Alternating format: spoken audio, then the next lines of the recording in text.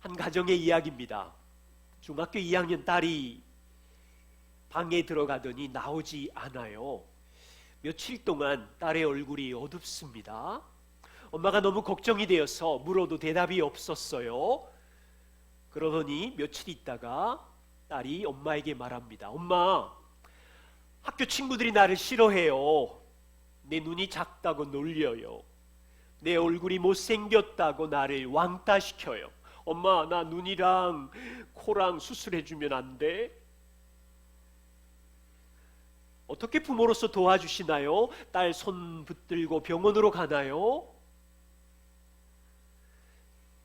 자녀들뿐 아니라 어른들도요, 친구들의 평가, 직장 사람들의 평가, 다른 사람들의 평가에 의해서 우리의 마음이 출렁거리고 사람들의 관계에 영향을 끼칩니다. 바울은 오늘 사람들의 평가에 예민한 우리들을 위해서 로마서 12장 3절부터 지혜로운 권면을 주십니다. 오늘 두 가지를 확인해 보려고 해요. 하나는 하나님이 주신 믿음으로 성도는 자신을 평가하면서 살아야 한다는 지혜입니다. 우리는 이 세상의 평가를 본받지 않고 하나님이 주신 믿음으로 날마다 자신을 평가하면서 사는 백성입니다. 두 번째는 하나님께서 주신 은사로 이웃을 겸손하게 어떻게 섬기며 살 것인지 함께 나누려고 합니다. 이 말씀이 우리 마음에 뿌리내리고 선한 영향력을 일상에서 끼치기를 소망합니다. 첫 번째입니다. 하나님이 주신 믿음으로 자신을 지혜롭게 평가하라이지요. 로마서 12장 1절과 2절을 보시면요, 바울은 하나님의 자비하심을 경험한 성도 여러분, 우리는 마음을 새롭게 함으로 변화를 받아서 하나님의 선하시고 기뻐하시고 온전하신 뜻을 분별하면서 살아야 합니다. 그 삶은 일상의 삶이 예배가 되는 삶이 되어야 하고, 또한 이 세상의 문화를 본받지 않고 성도의 말과 행동으로 하나님의 자비하심을 나타내라고 했습니다. 그리고 오늘 3절에 그러고 나서 바울이 가장 먼저 언급한 것은 성도들이 세상에서 살 때 다른 사람과의 관계에서 자신을 어떻게 평가할 것인지를 말합니다. 3절에 보십시오. 성도 여러분, 마땅히 생각할 그 이상의 생각을 품지 말고 오직 하나님께서 각 사람에게 나누어 주신 믿음의 분량대로 지혜롭게 생각하십시오. 여기서요, 하나님께서 주신 믿음의 분량대로, 이 말이 무슨 말일까요? 많은 사람들이 믿음의 분량을 해석하기 힘들어합니다. 이것을 두 가지로 해석할 수 있어요. 하나는 믿음의 분량을 측정된 양으로 해석할 수 있고요, 두 번째는 측량에 사용하는 기준을 의미하면서 해석할 수 있어요. 만일에 믿음의 분량을 믿음의 양으로 해석하게 되면 누구는 큰 믿음이 있고 누구는 작은 믿음이 있고 누구는 강한 믿음이 있고 누구는 약한 믿음이 있다는 의미가 되겠죠. 두 번째 의미, 측량에 사용하는 기준으로 해석하게 되면 하나님이 주신 믿음의 기준으로 우리 자신을 평가해야 한다는 의미입니다. 이해가 되셨어요? 이 두 가지가 중요한데, 그래서 우리는 이 두 가지를 다 살펴보려고 해요. 먼저는 하나님이 주신 믿음으로 자신을 평가하는 겁니다. 팀 켈러는 로마서 강해에서 이렇게 말합니다. 모든 그리스도인은 십자가에 못 박히신 그리스도로 인한 구원의 믿음이 주어졌어요. 여러분에게 주어졌지요? 성도는 이 구원의 믿음으로 자신을 평가해야 합니다. 질문입니다.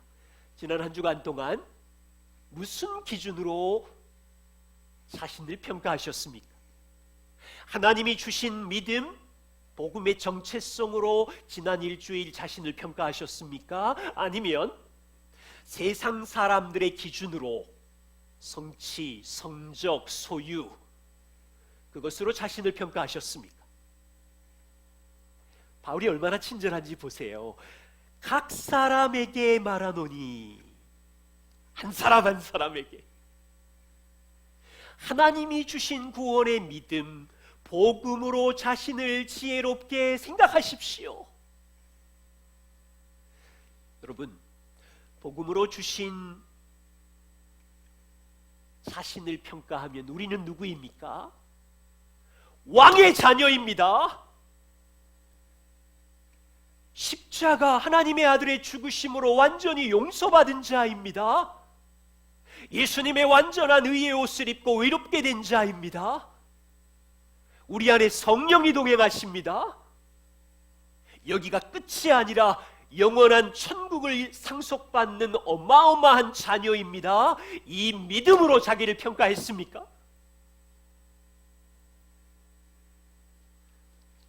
2000년 전 로마 성도나 주님의 은혜교회 성도인 우리나 동일한 복음의 은혜를 경험했습니다. 우리는 하나님이 하신 일, 믿음의 기준으로 내가 누구인지를 평가하면서 사는 사람들입니다. 바울은 이렇게 말해요. 마땅히 생각할 그 이상의 생각을 품지 말고. 여러분, 2000년 전에도 로마 성도들이 하나님이 주신 믿음이 마땅히 생각할 이것을 붙잡아야 되는데 이거 안 붙잡고 딴 생각을 하는 거예요. 무슨 생각을 했을까요? 로마 시대 성도들 일주일 동안은 세상 사람들과 같이 살았지요. 세상은 능력으로 자기를 평가하는 시대에 살고 있습니다. 자기가 쌓은 학문이든 재산이든 명예든 자신이 성취한 것을 평가하는 시대에 월요일부터 토요일까지 살다가 교회로 모였습니다. 성도들이 교회 와서 세상의 기준으로 말하고 생각합니다. 내 외모는 옆집의 친구들에게 인정받지 못해 나는 왕따야. 나는 우리 동기들보다 자식 농사 망쳤어. 내 인생 실패야. 나는 수십 년 동안 월세에서 살아서 부모님에게 얼굴을 들 수가 없어. 창피해. 나는 이제 직장에서 인정받지 못해서 쓸모없는 존재로 전락하고 있어. 성도들이 교회에 모여서 세상의 기준으로 자기를 평가하면서 탄식하고 있어요. 물론 어떤 성도는 이렇게 말하겠지요. 나는 다른 친구들보다 더 성공했어. 내가 쌓은 성공 트로피를 봐. 자기를 자랑하면서.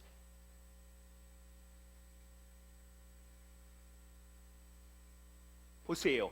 마땅히 생각해야 하는 하나님이 주신 믿음의 정체성을 잊어버리고 교회 생활을 하는 거예요.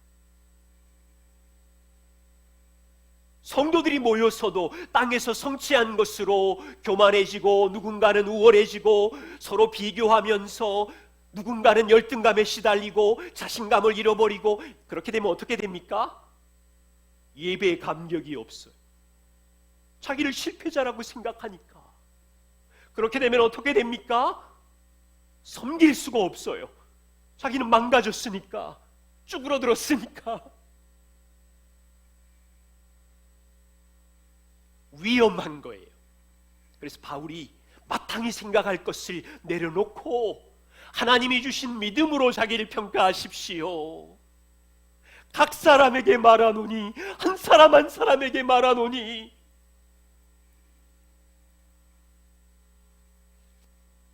여러분, 이렇게 말했던 바울이 인생의 마지막 감옥에서 어떻게 고백하는지 보십시오.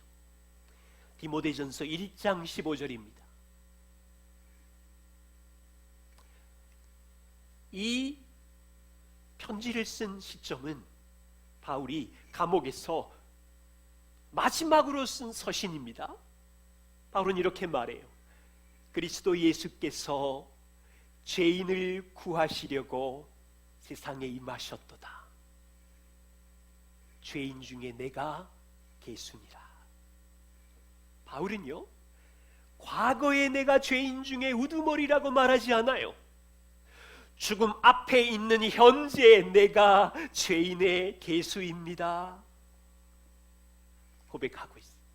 여러분, 세상에 이런 사람을 본 적이 있어요? 대부분의 사람들은 노년을 보내면서 자신에 대해서 어떻게 평가합니까? 내가 얼마나 대단한 사람인지 알아? 내가 인생에서 얼마나 다른 사람들보다 더 잘난 사람인지 알아? 내가 얼마나 인생에서 많은 업적과 훈장을 남겼는지 알아? 자랑하면서 노년을 보내요. 바울 보세요. 인생의 마지막 시간을 보내는 동안 자기가 쌓은 업적으로 자기 정체성을 삼지 않습니다. 다른 사람이 자신을 평가하는 것으로 자랑으로 삼지 않습니다. 바울이야말로 자랑할 게 많았어요. 내가 30년 동안 몇 개의 교회를 세웠습니다. 수천 명에게 복음을 전했습니다. 수백 명의 연약한 고아를 도왔습니다. 삶을 다 드리고 주를 위하여 헌신했습니다. 간증할 게 너무 많은데 바울은 세상 사람들처럼 자기의 행함과 업적을 전혀 자랑하지 않고 정직하게 하나님 앞에서 자신이 누구인지를 평가하는 거예요. 하나님, 나는 지금도 죄인이에요. 지금도 최고로 악한 우두머리 죄인이에요. 이것만 하지 않아요.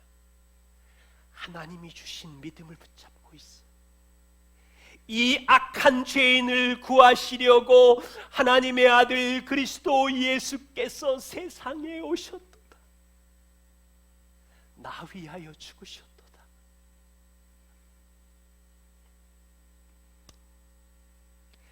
여러분, 이마트나 CU에 가면 과자나 음료수에 가격표가 붙어 있어. 콜라는 2,000원, 선물용 음료수 박스는 10,000원. 상품에 대한 가치이죠. 바울이 이 마지막 순간 자신의 가치를 얼마라고 말하냐면, 하나님, 저는 죄인, 악한 우두머리 죄인. 자신의 가치를 10,000원짜리로도 보지 않아요. 하나님의 진노를 받아 마땅한 악한 죄인으로 보고 있어요. 거기가 끝이 아니에요.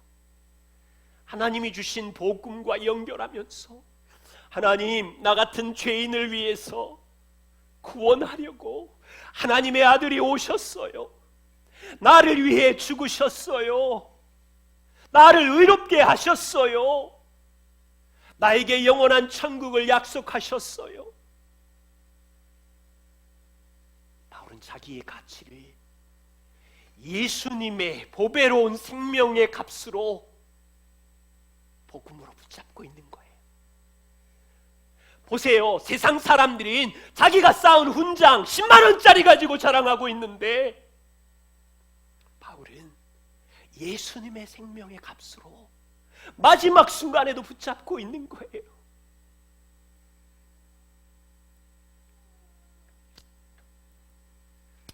우리 오늘 이런 다짐을 하면 어떨까요? 오늘부터 죽을 때까지 마땅히 생각할 그 이상의 위험한 생각을 품지 말고, 우리가 월요일부터 토요일까지 세상에 살아가지고 별 종류의 리스트를 갖고 비교하고 우월감을 갖고 낙심하고 절망하고 있어. 바울의 사랑스러운 권면을 보세요. 하나님이 주신 복음의 믿음으로 자신을 일생 동안 평가하십시오. 이것이 성도에게 주신 새로운 마음입니다. 두 번째입니다. 자, 믿음의 양이 달라요. 각기 다른 믿음의 분량을 각 사람에게 주셨어요. 로마서 15장 1절을 보십시오. 믿음이 강한 우리는 마땅히 믿음이 약한 자의 약점을 담당하고 자기를 기쁘게 하지 아니할 것이라. 보이시지요? 성도들 중에 믿음이 강한 사람이 있고요, 믿음이 약한 사람이 있어요. 우리의 경험상 복음으로 주신 은혜를 더 견고하게 붙잡고 적용하는 성숙한 사람이 있지만, 복음의 정체성을 느슨하게 붙잡고 있는 약한 사람들, 고난이 닥치면 휘청거리는 어린 사람들도 있지요. 여러분, 성도는 이럴 때 어떻게 지혜롭게 해야 할까요? 우리 모두 다 그리스도의 몸에 연결된 지체이고 한 몸이기에 겸손하게 섬기라고 합니다. 자, 질문은 이거예요. 왜 하나님은 모든 사람에게 동일한 양의 믿음을 주시지 않고 다르게 주셨을까요? 생각해 보세요. 모든 사람에게 믿음의 분량을 똑같이 나누어 주셨으면 서로 안 싸우고 잘 지내잖아요. 누가 크지도 않고 작지도 않고 얼마나 좋아요. 서로 누가 크냐 작으냐로 비교하고 시기하고 다툴 일이 전혀 없잖아요. 그런데 왜 하나님은 믿음의 분량이 다르게 서로에게 주셨을까요? 물론 우리가 인격이죠. 하나님의 복음으로 주신 믿음은 동일하지만 사람의 상황과 인생의 여건에 따라서 이것을 받아들이는 반응이 다르기 때문에 그 차이가 생길 수 있지만, 더 놀라운 의미가 있어요. 똑같은 믿음의 양을 가졌을 때보다 믿음의 분량이 각 사람에게 서로 다르게 될 때, 각 사람이 자기의 더 많은 믿음으로 교만하지 않고 내 믿음이 작다고 비교하거나 실망하지만 않는다면 이것이 조화롭게 하나님의 영광을 더 높일 수 있는 거예요.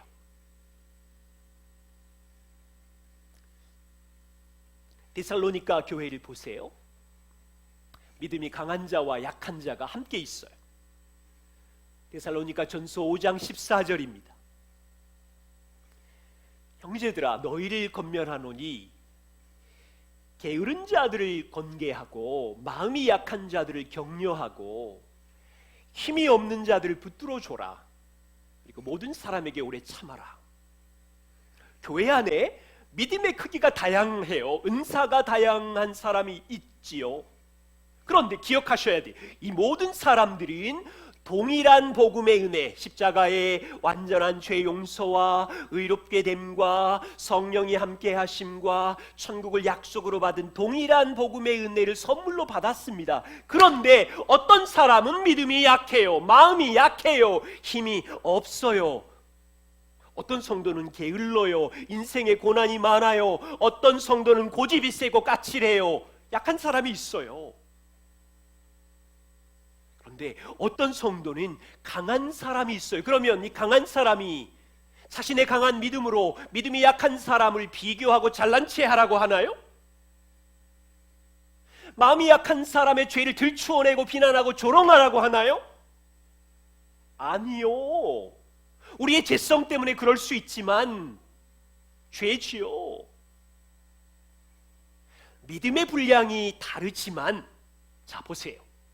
강한 믿음을 가진 사람이든 약한 믿음을 가진 사람이든 이 믿음은 하나님이 주신 믿음이기 때문에 누구도 자랑할 수 없어요. 그건 내 거가 아니거든요. 하나님이 주셨을 때는 다른 사람을 위하여 섬기라고 주신 거거든요. 그걸로 폼 잡으라고 주신 게 아니거든요.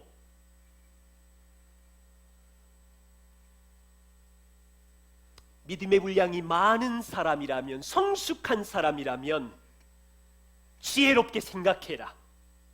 자신의 믿음을 자랑하지 말고 겸손하게 섬겨라. 믿음이 약한 자를 붙들어주고 마음이 약한 자를 격려하며 게으른 자를 온유와 친절로 도와주고 모든 약한 자를 오래 참아라.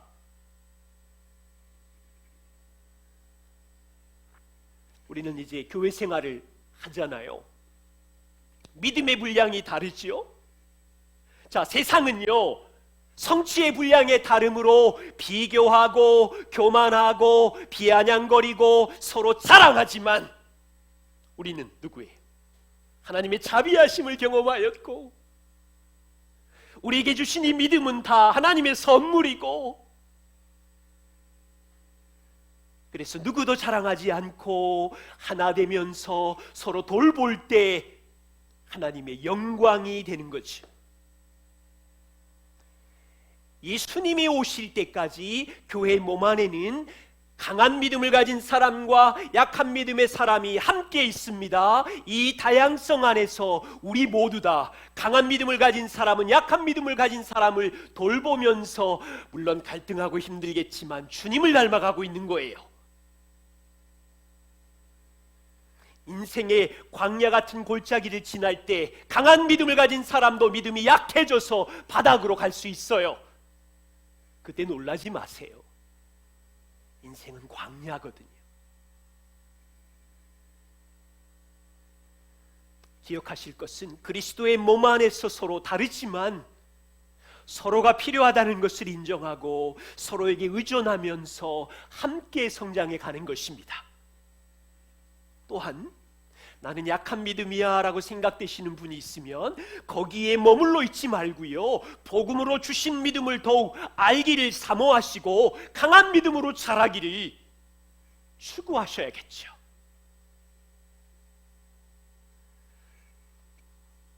두 번째입니다.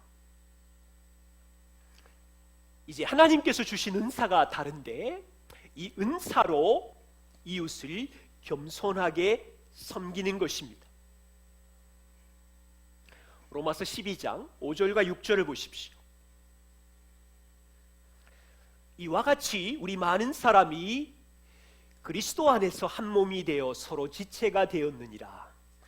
우리에게 주신 은혜대로 받은 은사가 서로 다르다. 이렇게 말씀하시면서 6절과 8절에 7가지 은사가 등장합니다. 예언, 섬김, 가르치는 은사, 위로의 은사, 구제, 다스림, 긍휼의 은사. 물론 다른 서신에는 더 많이 등장하지만 로마서에서는 7가지가 등장해. 은사를 섬길 때 중요한 것은 겸손입니다. 왜냐면요, 생각해 보십시오. 누군가 섬긴다면 교회 안에 다른 누군가는 섬김을 받아야 하는 상황입니다. 그래서 섬길 때 섬기는 자나 섬김을 받는 자는 겸손해야 되겠죠. 누군가 가르친다면 누군가는 어떤 지식을 모르기 때문에 가르침을 받고 있겠지요. 겸손이 서로 필요합니다. 누군가 위로한다면 누군가는 신음하며 위로를 받아야 하는 연약한 자입니다. 누군가는 자신의 물질로 구제한다면 누군가는 도움이 필요한 사람이 있어요. 구제하는 사람은 자기의 물질을 자랑하지 않고 겸손하게 나누어야 되겠죠. 누군가 교회를 다스린다면 다스리는 권세로 폼잡지 말아야 하고 다스림을 받는 자에게 겸손하게 부지런히 섬겨야 되겠죠. 누군가는 은사로 긍휼을 베풀지만 누군가는 고통 속에서 긍휼을 받습니다. 그래서 긍휼을 베푸는 자는 억지로 베푸는 것이 아니라 즐거움으로 베푸는 거죠. 하나님은 각 사람에게 은사를 나누어 주시고 각 사람은 그 은사를 자랑하지 않고 겸손하게 서로를 돌보라고 하셨어요. 다시 잘 보십시오. 누구는 섬기고 가르치고 위로하고 구제하고 다스린다면 우리 눈으로 볼 때 이 사람들은 믿음이 강한 자처럼 보일 수 있고, 누군가는 위로를 받고 긍휼을 받고 가르침을 받을 때 이 사람들은 믿음이 약한 자처럼 보일 수 있지만 왜 겸손이 중요합니까? 모든 사람이 다 동일하게 하나님의 아들의 피로 구원을 받은 자녀이잖아요. 나누어 주는 은사는 하나님이 주신 거지 자기 게 아니잖아요. 그래서 누구는 강한 믿음, 누구는 약한 믿음이 있지만 우리 모두 다 몸 안에서 하나님의 동일한 죄사함과 의롭게 됨과 천국을 상속받은 동일한 지체라는 것을 기억해야 되고요. 누구는 섬기고 누구는 섬김을 받지만 모두 다 그리스도의 몸 안에 있는 한 몸이고 존귀하게 여기며 지체의식을 가져야 한다는 뜻이지요. 그래서 자신이 가진 은사, 물질, 찬양, 설교 등등 물질이 많아서 구제를 하든 리더십이 있어서 인도를 하든 은사, 뭐가 센 거야 이렇게 우월감으로 비교하지 마시고 누가 약하다고 조롱하지 마시고 겸손하게 서로를 돌보면서 그리스도의 몸을 세워가는 거지요.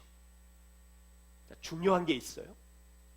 하나님이 주신 은사로 섬길 때 자세와 태도가 중요해. 겸손이라는 자세. 여러분, 말과 행동으로 하나님이 주신 은사로 섬길 때, 겸손하게 섬길 때 하나님의 자비하심이 나타나는 거예요. 그래서 우리의 은사로 섬김 속에 하나님의 성품이 나타날 수 있게 하는 거지. 존 파이퍼 목사님이 로마서 강해에서 이렇게 말씀한 것이 의미가 있습니다. 우리에게 주신 은사대로 받은 은사가 다릅니다.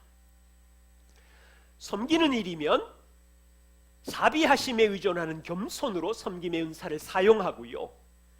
가르치는 자면 자비하심에 의존하는 겸손으로 가르침의 은사를 사용하고요. 위로하는 자면 자비하심에 의존하는 겸손으로 위로하게 하고요. 구제하는 자는 자비하심에 의존하는 겸손과 그로 인한 관대함으로 구제하고요. 다스리는 자는 자비하심에 의존하는 겸손과 그로 인한 부지런함으로 다스리고요. 긍휼을 베푸는 자는 자비하심에 의존하는 겸손과 그로 인한 즐거움으로 자비를 베풀게 할 것이니라. 제가 이 장면을 묵상하다가 박수를 쳤어요. 그래, 이렇게 해야 은사가 서로를 유익하게 하고 교회를 세우고 이 은사가 펼쳐질 때 하나님의 자비하심과 친절과 사랑이 나타나는 것이 주님의 은혜교회에 다양한 은사를 주신 하나님께 감사드리고 서로 자랑하지 않고 겸손하게 섬겨주신 모든 성도님들께 정말로 감사해요. 두 번째입니다. 모든 사람이 은사로 서로를 섬기는 거예요. 은사 받은 사람만이 아니라 모든 사람이 복의 통로가 되는 것입니다. 자, 보세요. 6절과 8절에 7가지 은사를 나열했습니다. 여기서 예언, 가르침, 다스림의 은사를 제외한 4가지는 모든 그리스도인이 함께 순종해야 하는 은사입니다. 보세요. 섬김의 은사. 바울은 교회 안에 섬김의 은사를 독특하게 가진 자들만 섬기라고 그러지 않았고 갈라디아 5장 13절에 보면 사랑으로 서로 종노릇 하십시오. 모든 성도들이 섬기는 자리에 초대하고 있어요. 위로의 은사를 보세요.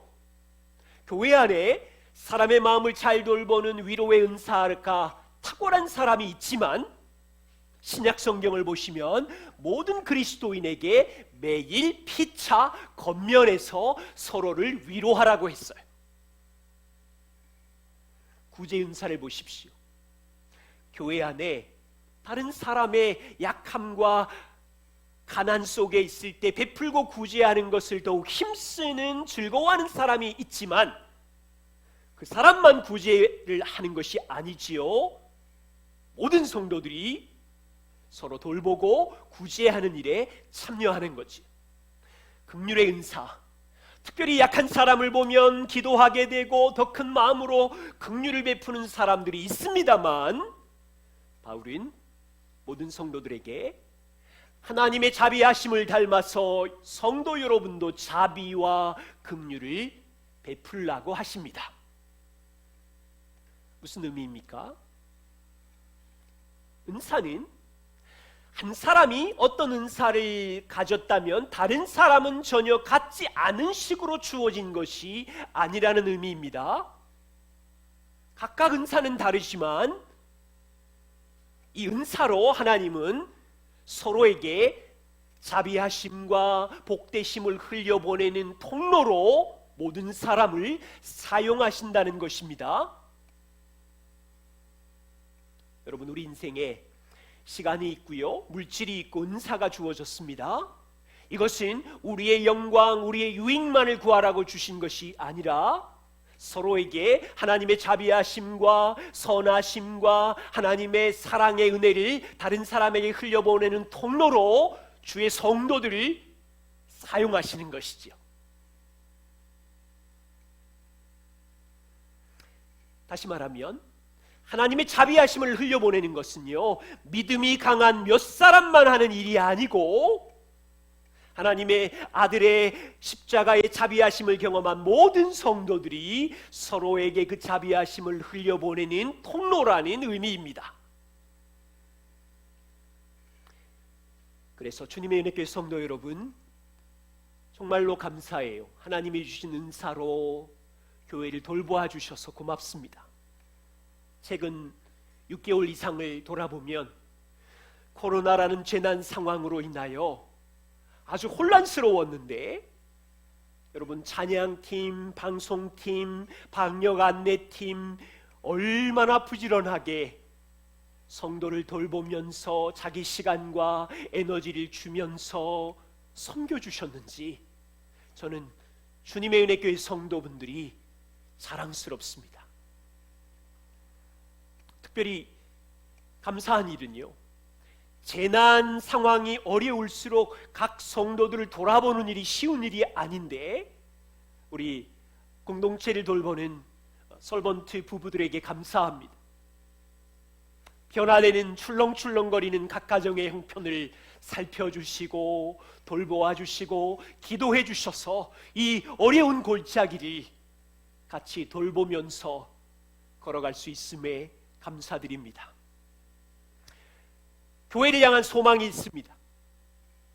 마땅히 생각할 이상의 생각을 품지 않고 또 다가오는 일주일을 살아갈 수 있기를 소망합니다. 월요일부터 토요일까지 세상의 자랑 리스트들이 우리한테 밀려오지만 이 세대를 본받지 않고 좀 그 리스트 좀 스톱하고 하나님이 주신 복음의 믿음으로 지혜롭게 자신을 평가해 주십시오.